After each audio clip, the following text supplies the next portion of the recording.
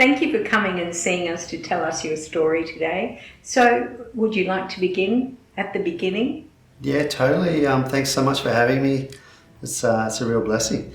But yeah, basically, I was completely born into a blessed family. My parents are just amazing, and they got saved young, and their heart was just to want to serve God. So I got to grow up under their sort of direction, and those guys are just awesome. So from them, I learned how to love people and how to really look out for people. So that was where I started out. So I got to see God reflect in their life. So at age 5, I still remember my dad getting me to ask Jesus into my life and getting him to take over my life. And that's what's completely set my life up. So just an incredible foundation that I know not a lot of people have had, you know. Then, I'm living for God, learning how to serve. My parents showed me how to serve at church and whatever. So at 12, I was helping the kids' church and everything every week and loved it. But then it through all this hard work down the track, I'd work hard as a mechanic. But out of that, about age 22, I got really sick all of a sudden. And I got like glandular fever and then like this bad fatigue after it. And I just couldn't work full time. And that was actually like for a 10-year period. And then later on in life, at about 30 years old, I met a girl at church and we got married and we were on fire for God, reaching out and all that sort of stuff. But one day she did come to me and said, I miss my old life. So I want my life back. And what she meant by that was before she was with God.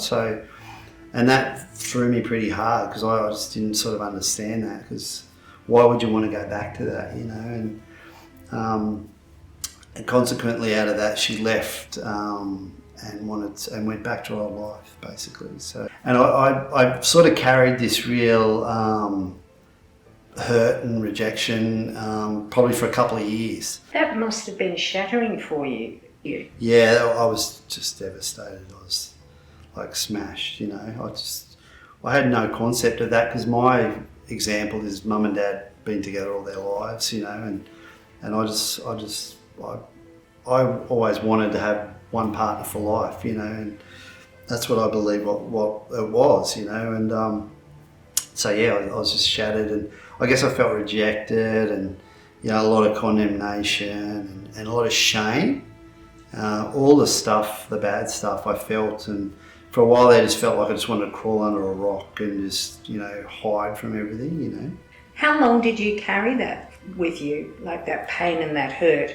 Yeah, I felt pretty bad, and yeah, I definitely had some bad thoughts about it, you know, and towards her and all the rest of it. I tried to keep a right attitude and ask for forgiveness all the time with the Lord and ask to be able to forgive and all the rest of it. But I had this chest infection that I just couldn't let go of. So obviously I was still carrying the hurt of it and the pain. And yeah, that was for about 2 years. The chest infection wasn't that long, but the pain of it was about 2 years. I think the infection was about three to 6 months. I just couldn't let go of it. What happened that made you release that unforgiveness? Well, it was really powerful actually. One day in church, I was sitting up the back, I remember, and Pastor Mark Kelsey spoke these words. He said, the most powerful opportunity for us to be able to show forgiveness and experience forgiveness is when the person doesn't even believe that they need it. And there was something about that, and the moment he spoke those words, that was what I needed, and it just hit me from head to toe, and that moment I knew I was healed, and I was completely free in that moment. And at the same time, God gave me a letter in my mind instantly of what I needed to write to her to be able to let it go. And it wasn't, he said, don't put any condemnation, not about anything about what happened, but just show love and tell her how I feel about her, how much I love her, and that she's going to do big things for me. And so I wrote this letter, and I was free, and it felt incredible, and I just felt on top of the world. And I guess I got to experience what real forgiveness is, the way God does it for us, you know.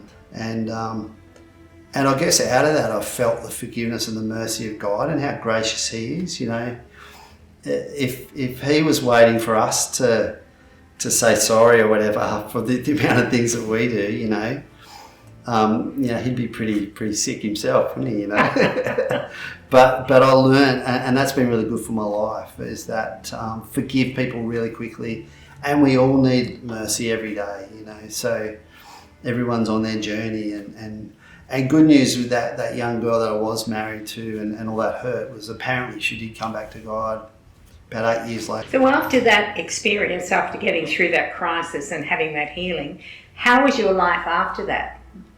I was just living free, I guess is the best way to say it.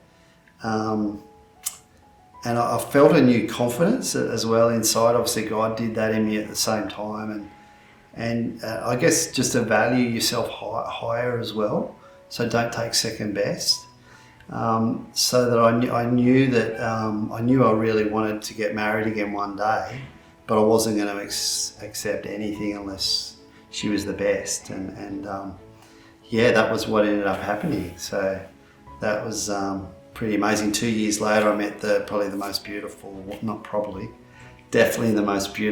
on earth, you know, and which blew me away. So, and we're married today happily and got 2 beautiful kids and living the dream, as they say, you know. So. You spoke about when you were sick and for about 10 years and you couldn't work. How did you get through that period? I learnt that I could do things different with finance, to not necessarily have to work a full-time job, to still have an income. And out of that, I guess that pain of the illness and that, I learnt that I can, have an income from real estate and use that. Then my time during the week now, we can actually use that to reach out and help other people rather than have to turn up to a job every day. So that was something that came out of that time, which was awesome. What do you think your purpose from God is? Mine, I've got a few things, but my number one thing is to encourage people. That's definitely one of my big things. And you know, the Bible talks about without love we've got nothing, and that's something I've learnt from my mum. You know, you can have all the faith in the world and know everything, but if you don't love people at the base level, it's like it doesn't count. So I guess daily I'm learning how to love people better, and that's a real key to my calling. Is everything that we do, it focuses on, you know, God's heart on that person and how can we love them. And you're building your business together, and that's enabling you to help others come into that same sort of business. A lot of people live week to week and just having to go to their job every day, but don't sort of know where it fits with their purpose, you know. And so we're really being able to help people learn that you don't necessarily have to work a 9-to-5 job to fit into your purpose. And you can also have money coming in without necessarily having to have a full-time job. We're just showing people there's another way. And with that extra time, then they can reach out and use their time for other people. And that's why we feel like we're living the dream. We've got the time where if there's a need, we can go and help people and reach out. And we've got the resources sort of coming in for that. So that was a real changed our lives, you know. I guess another thing I've learnt is, though, live in the moments today with what you can do with what's in your hand. And that's been something that's been really powerful to us, because sometimes you might get to the end of your life and you've got this big dream that you want to do for God when you've got the money or when you've got the time. But then you realise your life's going so fast, you never have the time to actually fulfil that. So we're trying to have that in our life where let's take that moment today, whatever that moment brings today, let's use what God's put in our hands that we can be that blessing today. So. That sounds like fantastic advice to me. Live in the moment, use what God's given you, bless others. So I guess you could say you're blessed to be a blessing. Love it, yeah, that's so good. We totally are, yeah. We wouldn't have believed it could be this good, you know, life.